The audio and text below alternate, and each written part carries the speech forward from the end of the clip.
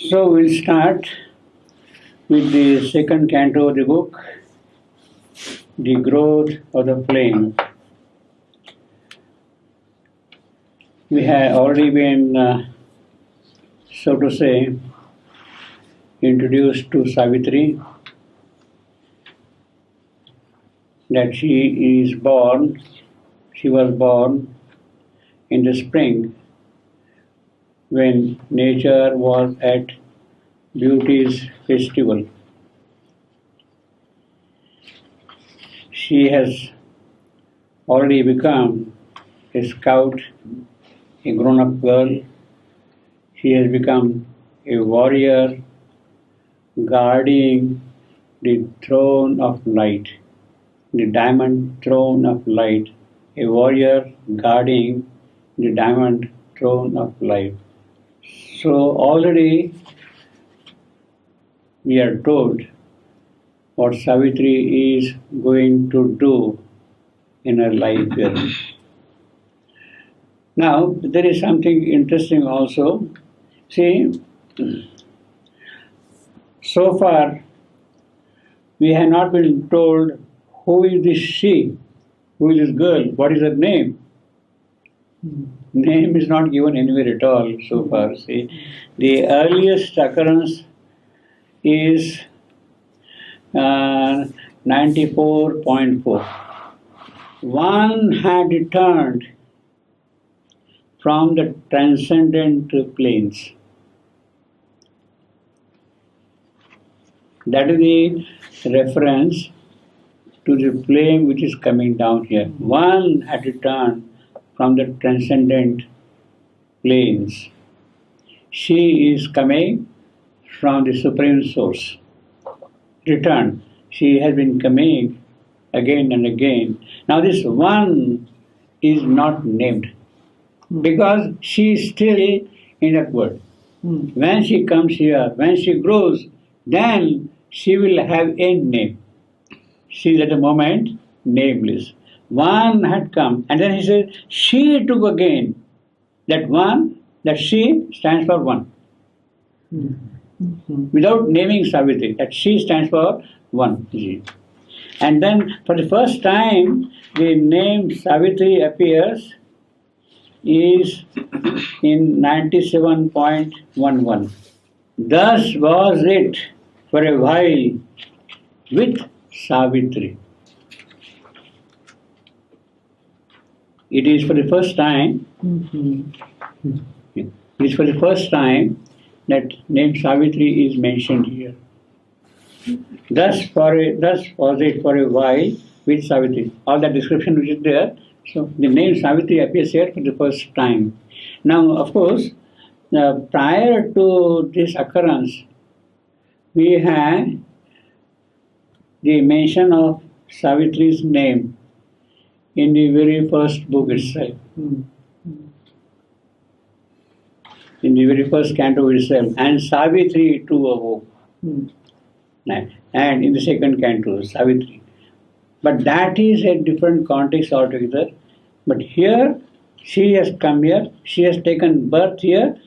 The poet has not yet given her name. Now here, for the first time, it appears at this place. Thus was it for a while with Savitri. Now, why he is delaying the giving of the name? It also happens in the case of Ashwapati. Ashwapati's name appears for the first time after Traveller of the Book, this, etc., etc. For the first time, it appears in Book 3, Canto 4. For the first time, it appears there. Let us see that. But Ashwapati's heart applied to her. This is the first time for all this? No, 90.2. Yeah, I know. But then in all those pages. Wait a minute, which copy is this? We have taken which copy? But Ashwapati's heart. That's right, applied yeah. to her. That's correct, yeah, that's right. I'm so surprised that he's not in here. Until now, name Ashwapati does not appear. This is the first time Ashwapati's name is mentioned. So how is it being mentioned? Just he? Until now, they call. So he becomes Ashwapati at this point. Ashwapati, Ashwa means horse. Pati means the lord of the horses. Who is the commander, who is the master of life forces. It is at this point in his spiritual realization he becomes Ashwapati, and therefore it is at this point he is named Ashwapati. Until now, until then, he is becoming Ashwapati, climbing up level above level. And when he becomes the full master, the Lord of life, when he becomes that, then his name appears. So it takes something to be able to control life.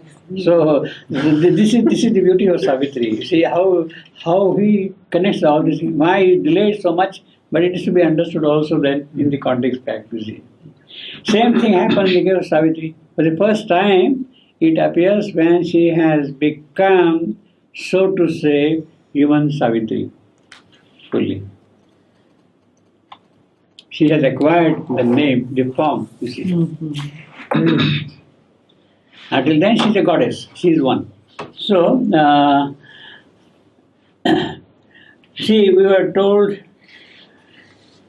earlier that in Savitri's body, many gods lived.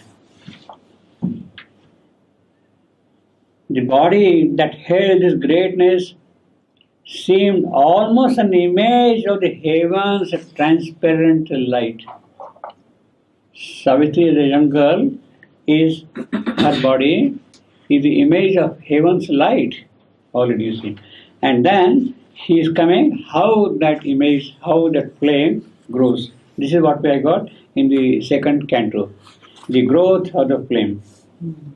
A land of mountains and wide sun-beat plains, and giant rivers pacing to vast seas, a field of creation and spiritual hush, silence swallowing life's acts into the deeps of thoughts transcendent, climb and heavenward leap, a brooding world of reverie and trance, filled with the mightiest works of God and man, where nature seemed a dream of the divine, and beauty and grace and grandeur had their home, harbored the childhood of the incarnate flame. He is describing the place where Savitri grew up as a flame. Flame, capital, incarnate, the divine himself has come and taken birth. The immortal has taken the birth in mortality. The immortal has taken the birth in mortality. That is what the incarnate flame means here. Her psychic being is awake right from her birth. She has definitely put on the veil of mortal life, of ignorance, of human conditions. But her psychic is always alert, is always a flame, burning bright. Now, this description, a land of mountains, wide sunbeat plains. So you have got mountains, you have got vast expanses of space, plains up there, giant rivers pacing to the seas, creation and spiritual hush. This is what is there all around here. Spiritual hush in this land. Silence. The whole thing is filled up with deep silence, spiritual silence. Swallowing life's acts into the deeps. Life's turmoil, harshnesses, everything is absorbed by that silence. Of thoughts transcendent climb and heavenward leap, a brooding world. So the whole brooding world is nothing but the climb of the transcendence of thoughts. The thoughts transcendent climb. See, the construction is the transcendent climb of thoughts. The thoughts are climbing up towards the transcendent. Transcendent climb of thought. Heavenward leap of thoughts. That is the construction. Filled with the mightiest works of God and man. The whole place is filled up with the work of God and man. It is already beyond the mental domain, man, beyond, because it is also filled up with the words of God. Or, in other words, God and man are together here doing some work. Where nature seemed a dream of the divine, the whole world, trees, mountains, flowers, birds, animals, everything is what? It is a dream of the divine. And beauty and grace and grandeur, the whole place is their home. Beautiful place, graceful place, and of course grandeur.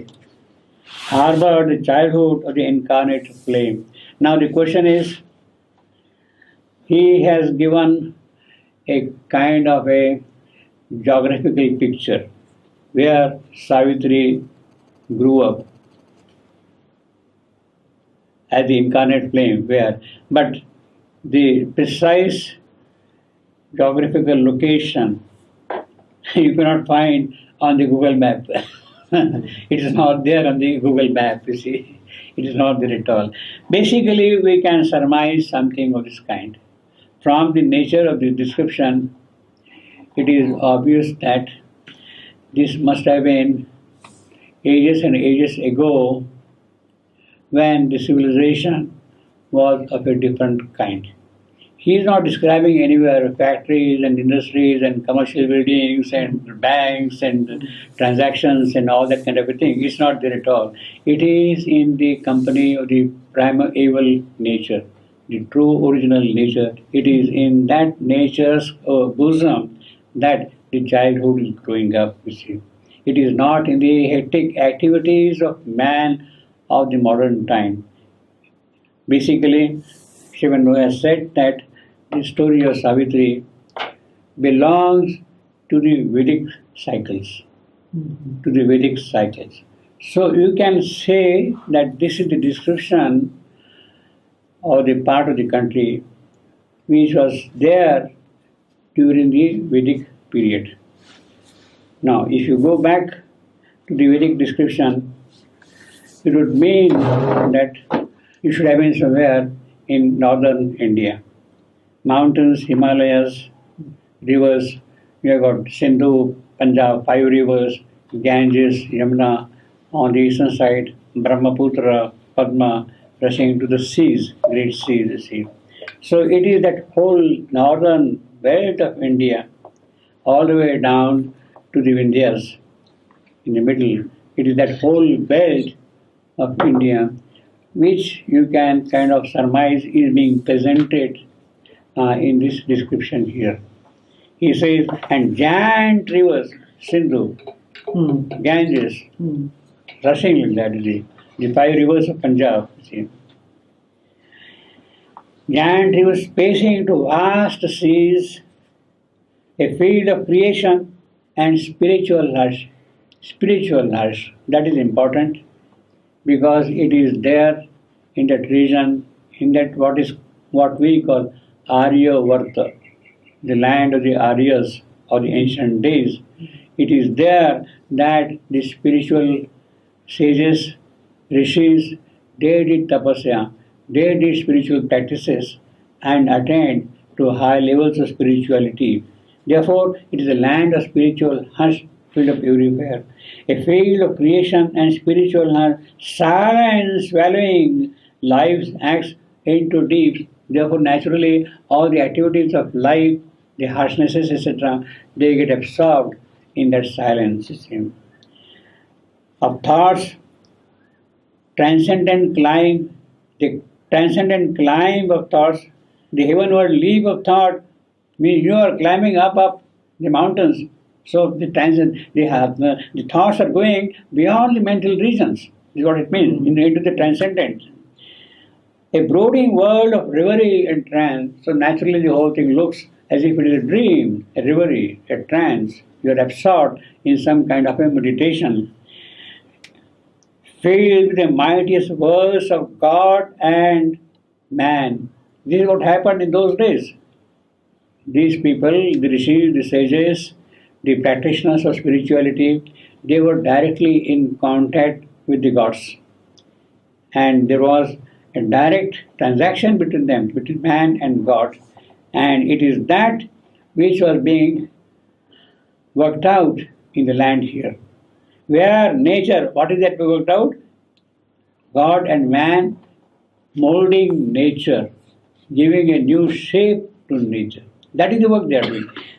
Seemed a dream of the divine. Therefore, nature itself, that whole place itself, looks like a dream, swapna of the divine. And beauty and grace and grandeur, their home. So naturally, everything is beautiful, very graceful, grand, everything is there. And it is that place which harbored the childhood of the incarnate flame. Now, we might pin down this description to a specific place. Later on, we will see that Savitri is a princess, her father is a king, Ashwapati, and he is the king of the place called Madra, Madra land. The name of the prince of the land is Madra. So it is that Madra description is what you see here. Madra, where could be the Madra? Again, we don't know. No Google will help us also. The description of Madra, again we can surmise to some extent by indirect references. He speaks of Alakananda at one place in Savitri. Alakananda is a river. Alakananda is a river in the lower ranges of the Himalayas. And soon that river, Alaknanda, joins the Ganges. She becomes a tributary of Ganges at a place called Devaprayag. The confluence of Ganges and Alaknanda occurs at Devaprayag.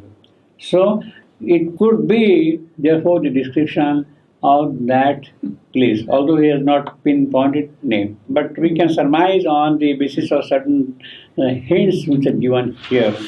So we could surmise that this whole geographical description would belong to that region of Madra. It is a mountainous region. The rivers are passing fast. Alaknanda, Ganges, they're rushing past here, seen. And beauty and grace and grandeur are naturally their home and harbor the childhood of the incarnate flame. Now, this line and beauty and grace and grandeur had their home. In one of the earlier drafts of Savitri, Shivandhu had this line slightly different.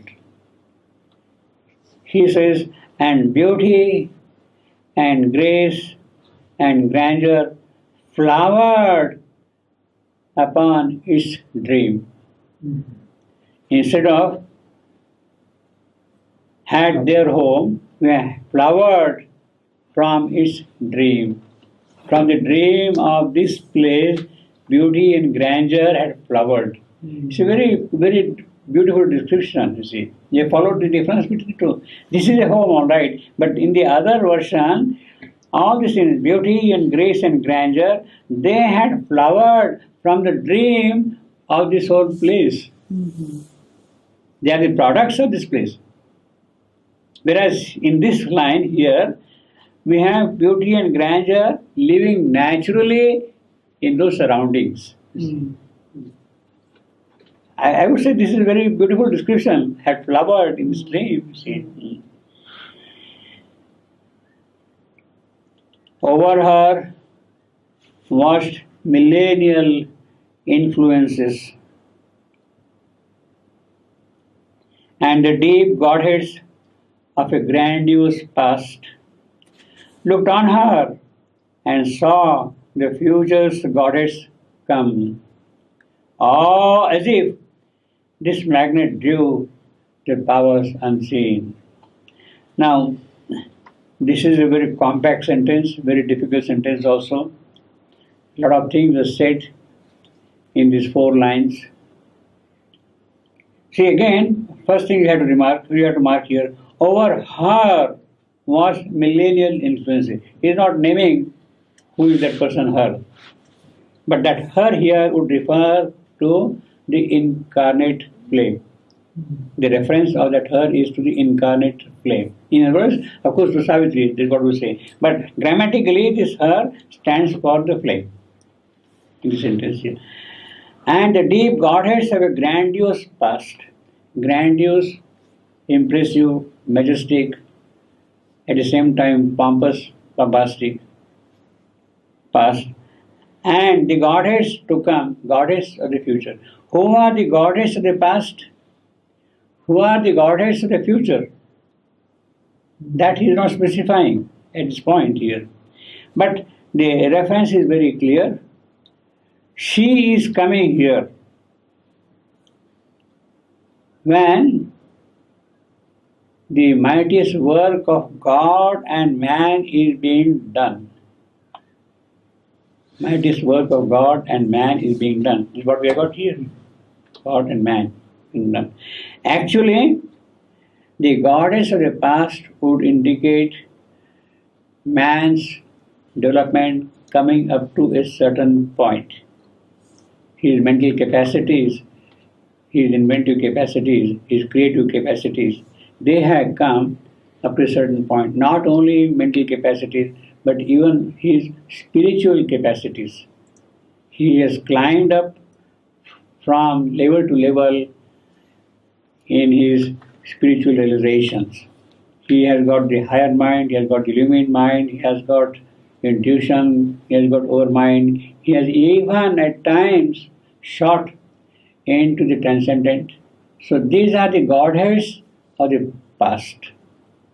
In other words, man is capable of rising all the way to the transcendent. This is what God and man have done to change nature. But that is not sufficient. Climbing up all the way up to the transcendent, that is the Godhead of the past. And the deep Godheads of a grandiose past. This is a grandiose thing. This is a very pompous, very glorious, very beautiful, very impressive attainment of man, of the past, of time, which has gone so far. But it is looked on her again, on Savitri here, that flame, looked on her and saw the moment this Godhead sees Savitri, what do they say in her? This is the past. We have to see for the future now. It is Savitri who is going to bring the Godheads of the future. Her work is already indicated here. What is Savitri going to do? She is going to bring the future's Godhead here. And the deep Godheads of a grandiose past looked on her and saw the future's Godhead. The moment they look at Savitri, yes, the future Goddess will come here. In other words, all those transcendent glories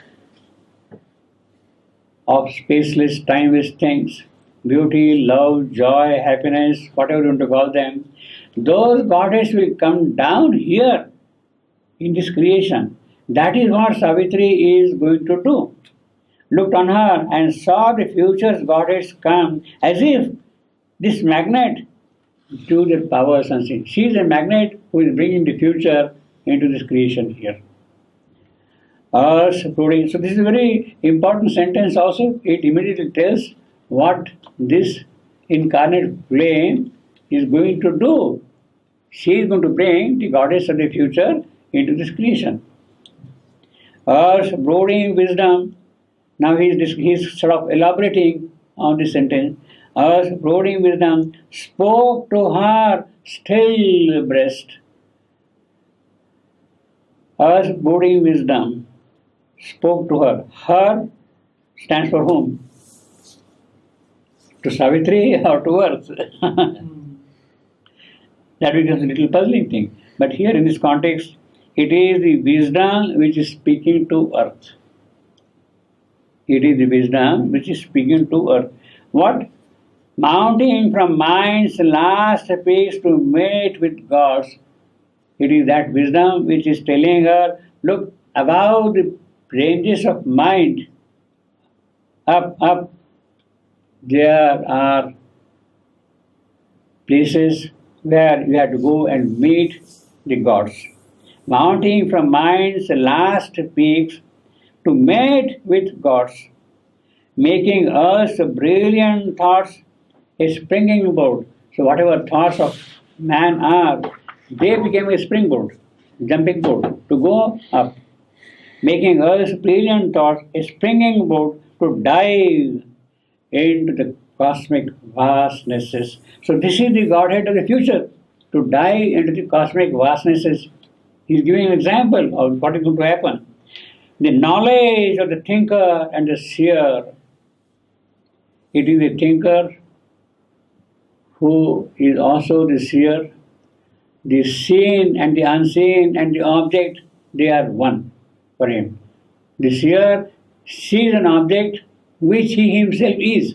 Means there is no difference between the seer, the seen, and the act of seeing. They become one entity. That is the knowledge of the future. And it is that kind of a Godhead which will enter into picture here.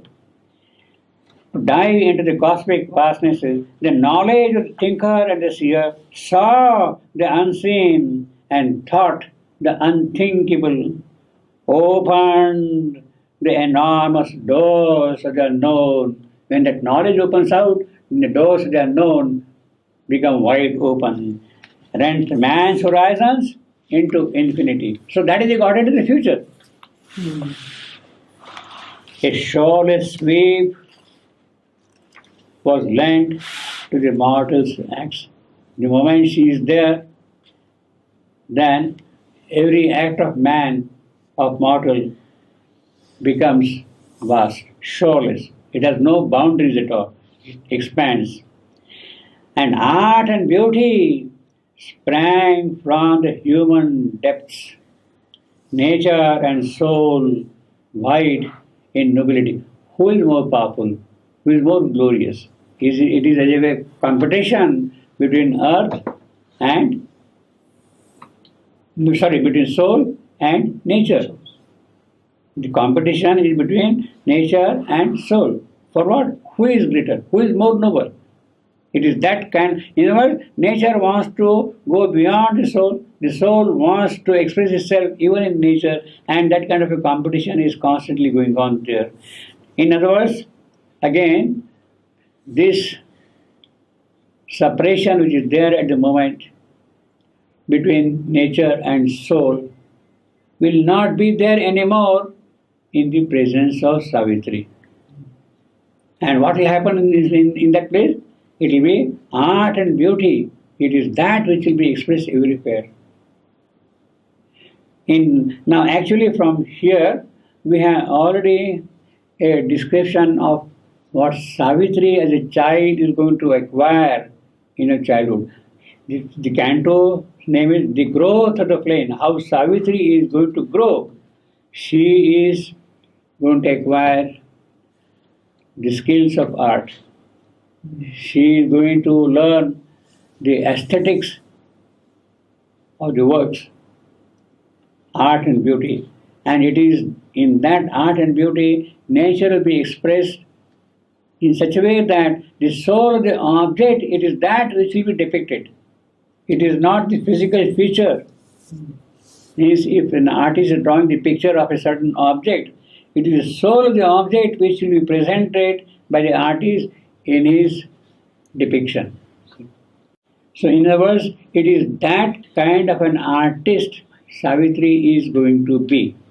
Savitri will be that sort of an artist. You see. So she is already given a training in art.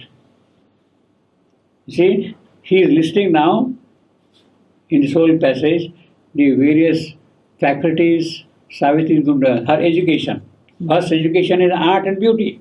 Second education is ethics, the human key to imitate heaven, the harmony of a rich culture's tone, refine the sense and magnify its search, reach, to hear the unheard and glimpse the invisible, and taught the soul to soar beyond things unknown, inspiring life to greaten and break its bounds, aspiring to the immortal's unseen world. So that is what she is going to do. Her ethics, her learning of harmony or music or whatever to call it, it is that which will be acquired by Savitri. What is that ethics? Ethics is basically a harmonious relationship between persons, between objects. Key to imitate heaven, as if heaven is very ethical, means having a very harmonious relationship. It is that which will become a part of Savitri's education. Refined sense, in fact, it is that which will give us the nobility of perception. Refined sense, it is again connected with art and beauty. How do you look at art? You have to have refined perception, psychic opening of seeing things. To hear the unheard, it is up to that point your music faculty should go up. Unheard and glimpse the invisible. Your sight should be able to see the invisible. Leaving us safety, daring wings of mind bore her above the trodden fields of thought. Now she is coming to the development of her mental faculties, Savitri. How will be her thoughts? She will have the wings of mind which will dare to go beyond the mental regions. Leaving us safety, she will be no more now confined to the security of earth. She would dare into the unknown.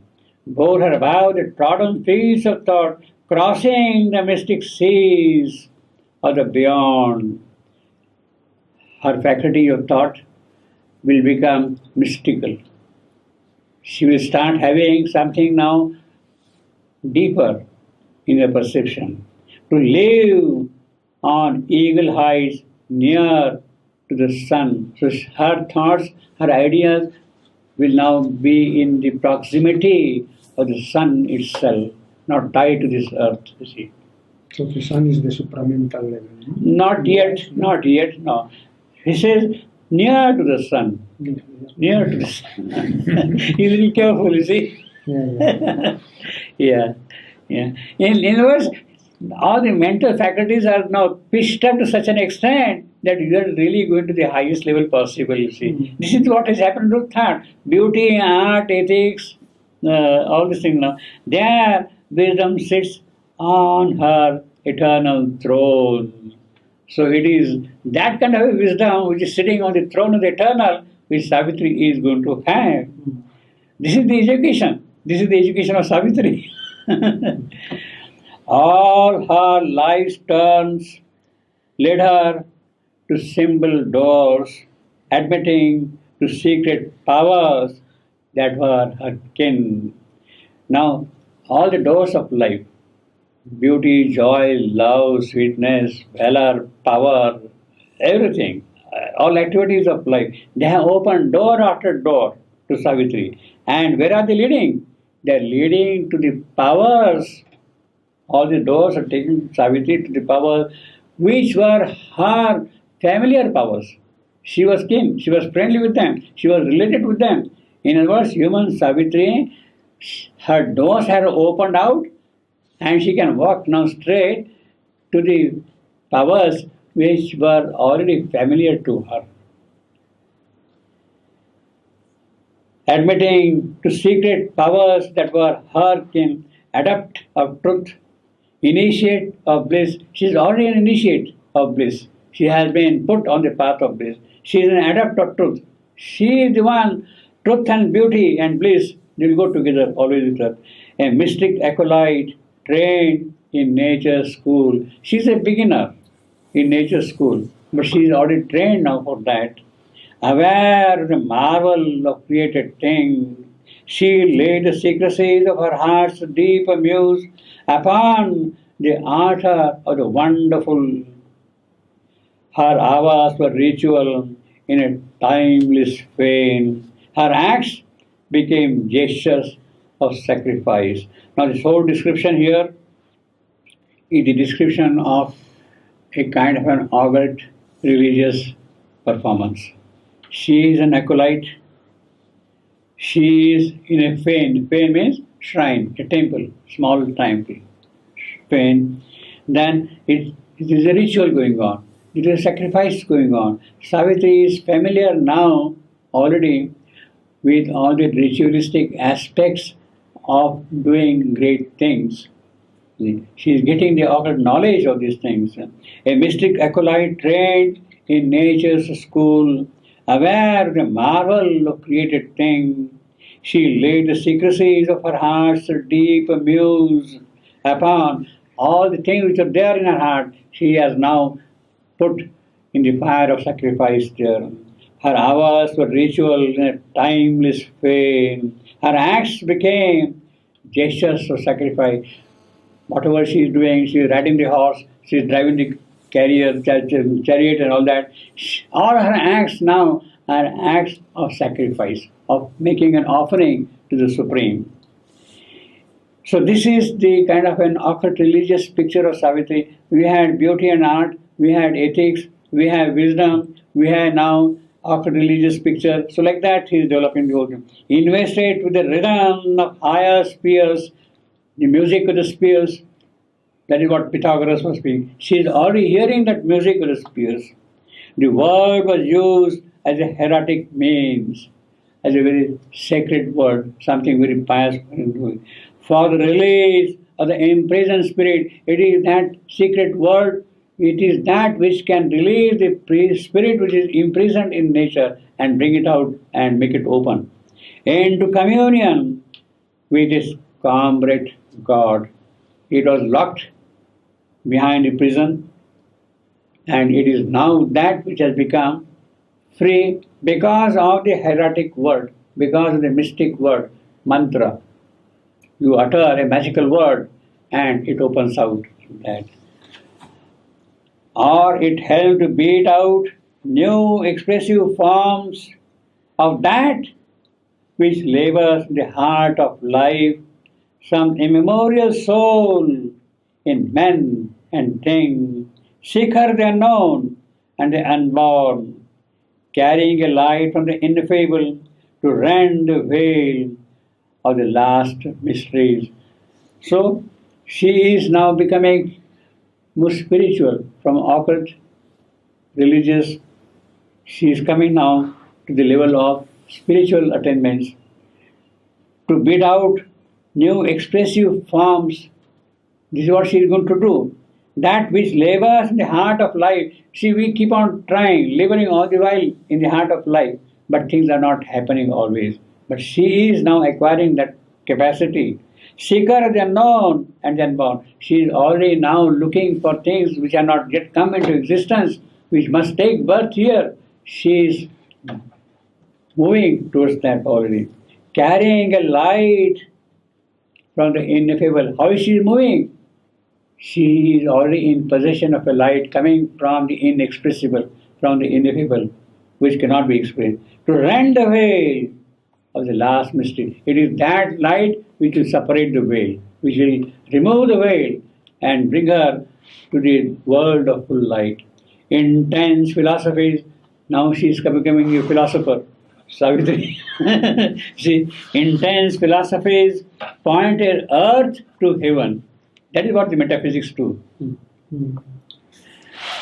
Intense philosophies pointed earth to heaven, or on foundations broad as cosmic space, upbraid the earth mind to superhuman heights. This is what the true philosophy should do.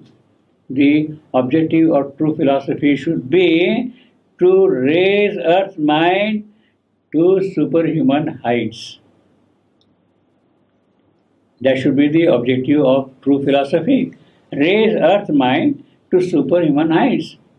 We hardly do that kind of a thing. But Savitri is already in possession of the knowledge, you see, because it is founded on broad cosmic space. Then, overpassing lines that please the outward eyes, we are attracted by superficial things, colors, hues, noises, that kind of thing. But her sight is deeper. But hide the sight of that which lives within. Sculpture and painting, concentrated sense upon an inner vision's motionless worlds, revealed a figure of the invisible, unveiled all nature's meaning in a form, or cut into a body, the divine. Now, Savitri, from a philosopher, is becoming a sculptor. She is becoming a painter. So these are the faculties she is already acquiring. Of course, he is not telling her that she is doing embroidery, she is doing gardening. She is not telling about that, but she must have done that also, perhaps to say. But here, now she is a sculptor, she is a painter also. And what does the painting do? What does the sculpturing do? It must bring out the invisible shape into form. Behind what you have produced, you should be able to see the real nature of things. See?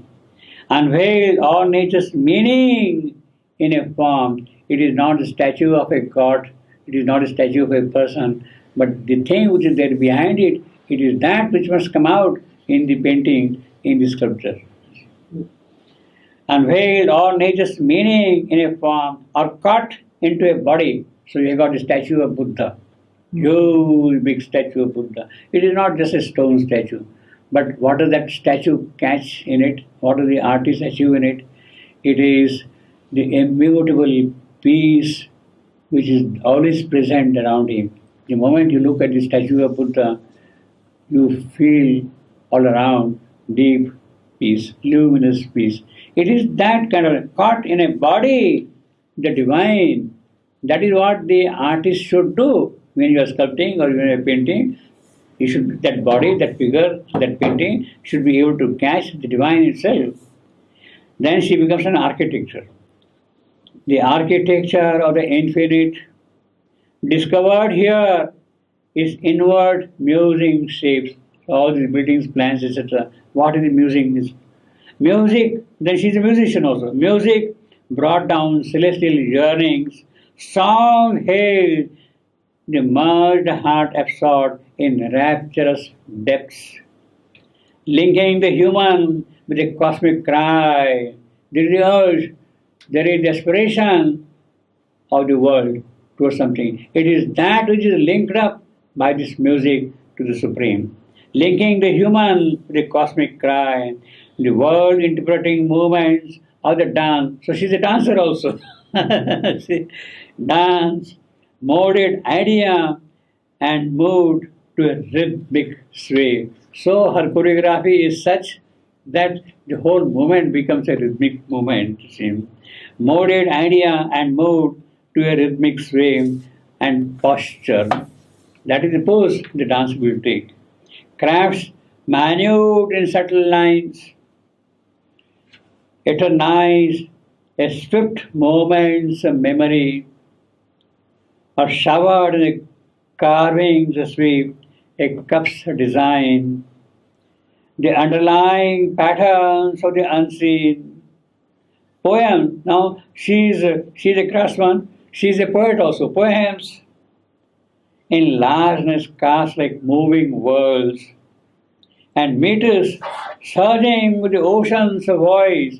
So the chanda, the meter, the rhythm of the poem, what does it do? It is carrying the voice of the ocean, oceanic voice, large, deep voice of the ocean. This is what happens. The chandas, they are born in the transcendent, and it is that which is spread here like an ocean's voice. Translated by grandeurs locked in nature's heart, but thrown now into crowded glorious speed, the beauty and sublimity of her forms, the passion of her moments and her moods, lifting the human world near to the gods. So the utterance of the poet, it has the mantric quality. It is that which will lift itself to the word of God, what the gods, Deva Bhasha. It is that which will be uttered here. So this is the kind of a broad, very wide education Savitri is having. That is the growth of the flame, you see. Man's eyes could look into the inner realms. With this kind of education, what can be done? Man's eye can look into the inner realms. His scrutiny discovered numbers a law. Now, here described arts, science. Now he's coming to the sciences Savitri is going to acquire. Mathematics. She is going to know the laws of numbers, numerology, the theory of numbers, which is a mysterious thing. Discovered numbers law and organized the motions of the stars, how the stars move, their relationship. She is an astronomer. And organized the motions of the stars, mapped out the visible fashioning of the world, versioned the process of his thoughts, or made theorized a diagram of mind, of life. Theorized, she is already a theoretician, a physicist who gives theories, explanations to all these things. And then these things she took in her as nature's food. All these vidyas Savitri has acquired, what are they feeding? They are feeding nature. In the Upanishad, Narad, as a young disciple, he goes to the Rishi and prays to him, please give me knowledge. Teach me. And the Rishi asks him, just tell me what you have learned so far. And Narad narrates all these kind of things. Yes, I know this, I know this, I know this, I know. I know how to manipulate the numbers, I know how to treat serpents, I know how to... every kind of detail he gives like that. And 64, that is the traditional thing, 64 types of knowledge Narad already has. So this is more or less 64, that kind of a thing. And then at that point, the Rishi says, yes, very good, you have learned a lot of things of nature, you have mastery, you have command for all these things. But this is apara vidya. He tells him this is apara vidya. The vidya, the knowledge of the lower nature. All that you are doing here is the knowledge of the lower nature. You have to acquire also the knowledge of the higher nature. The para vidya, that is what the phrase is, the para vidya. And it is that para vidya into which Narad is initiated by the teacher.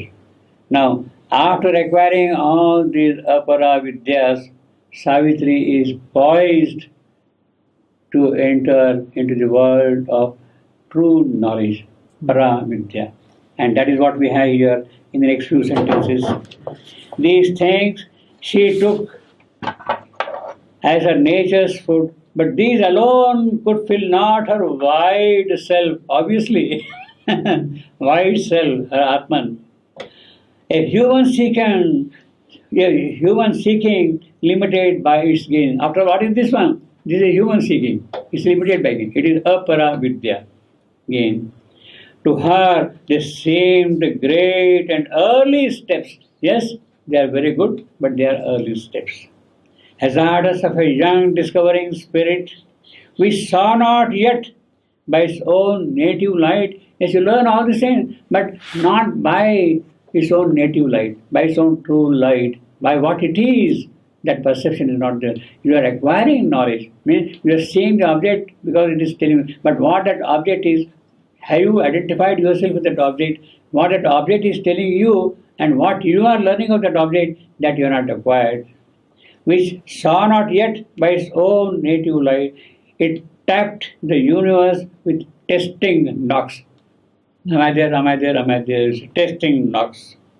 Or stretched fine to mind's divining rod. It is like a divining rod. Either water here, either water here, either water here. It is that which is now being seen here. Divining rod.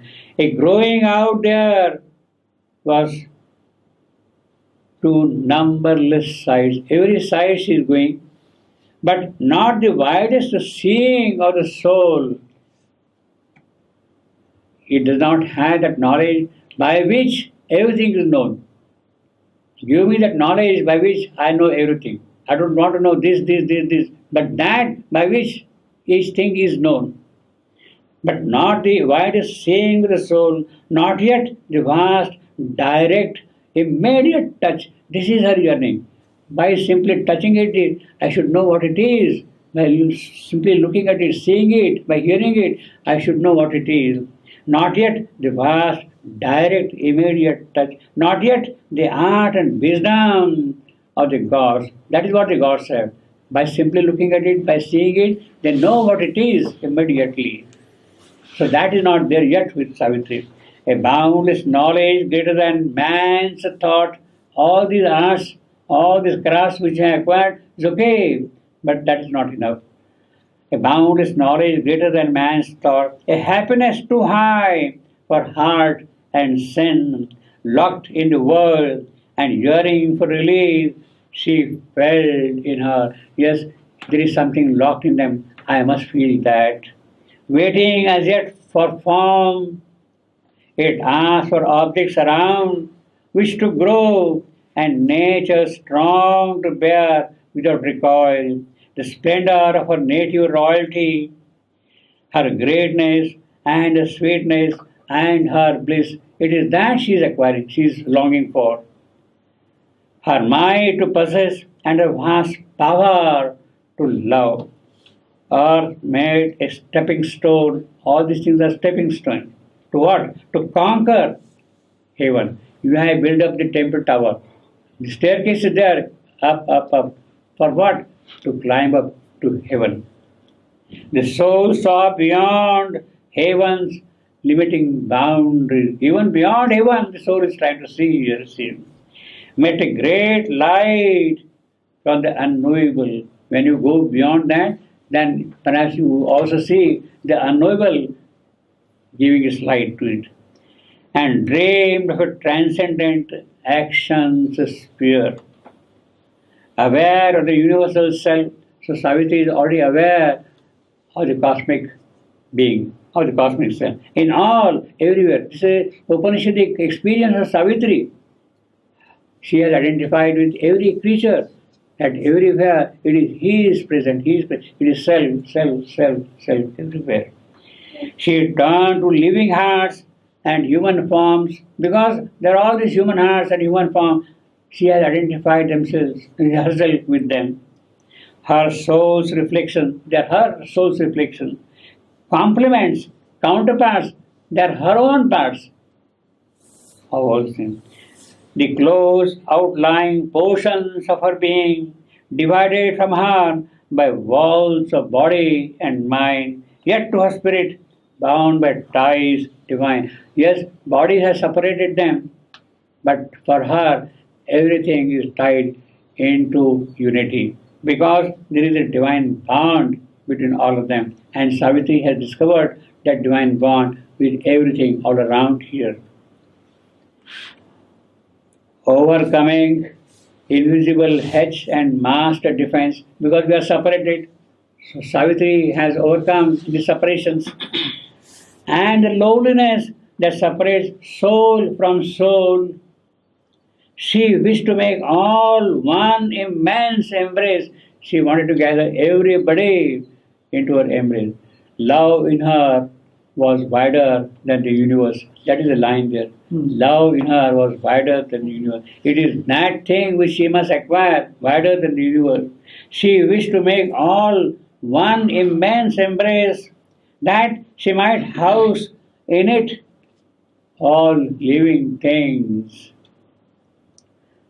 raised into a splendid point of seeing light. It is that light by which everything is seen.